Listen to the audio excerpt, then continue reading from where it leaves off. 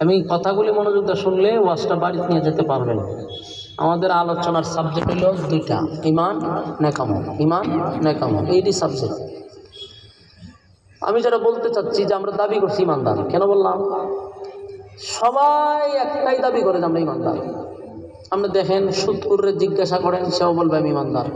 ঘুষকুররে বলেন, সেও বলবে ইমানদার। বেনামাজি, সেও বলবে ইমানদার। জানাকুর, সেও বলবে ইমানদার। বেফর্দাওয়ালা, সেও হয় ইমানদার। সমাজের লম্পট, বদমাশ, চাঁদাবাজ, টেন্ডারবাজ, সবগুলার দাবি হইল ইমানদার। একজন মসজিদের ইমাম, আল্লাহওয়ালা ব্যক্তি, তারও দাবি ইমানদার, আপনারও দাবি ইমানদার। সর্বশ্রেণীর মানুষের দাবি হইল ইমানদার। আপনি জিগায়েন একজন বেনামাজির যে তুই তো এখন তো নামাজ পড়স না, তোর ইমান আছে নি?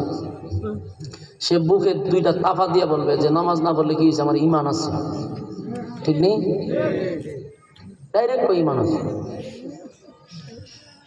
সুদকুর সারা গ্রামে টেকা লাগায় রাখছে, মানুষের রক্ত চুষা খাইতেছে, এর কোনো ধর্মই নাই, কিন্তু এও হয় আমি ইমানদার।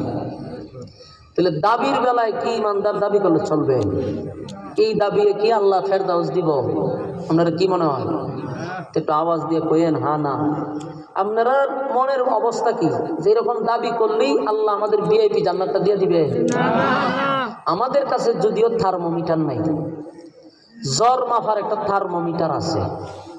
জ্বর দেখা যায় না, জ্বর ধরা যায় না, ছোঁয়া যায় না, কিন্তু এই থার্মোমিটার বগলের নিচে ঢুকাইয়া রাখলে পরে কতক্ষণ পরে বাইর করলে পয়েন্ট টুডে 103, 104। জ্বর মাপার মেশিন থার্মোমিটার। আল্লাহ যদি একটা ইমান মাপার থার্মোমিটার দিত, সর্বনাশ। বক্তায়ও ধরা খাইতো, শ্রোতায়ও ধরা খাইতো, ফিরেও ধরা খাইতো, মুরিদও ধরা খাইতো, নেতায়ও ধরা খাইতো, শ্রোতায়ও ধরা খাইতো। ঠিক না? ঠিক। তখন সিস্টেমটা কি হইতো? আমি আইসি ওয়াজ করতাম, বক্তা মানুষ, ওই তো হুজুর আয়েন রুম, আয়েন রুমও নিত, ওই তো হুজুর বগল তুলিটা একটু আলগি দেন, আমরা একটু চেক করে লই।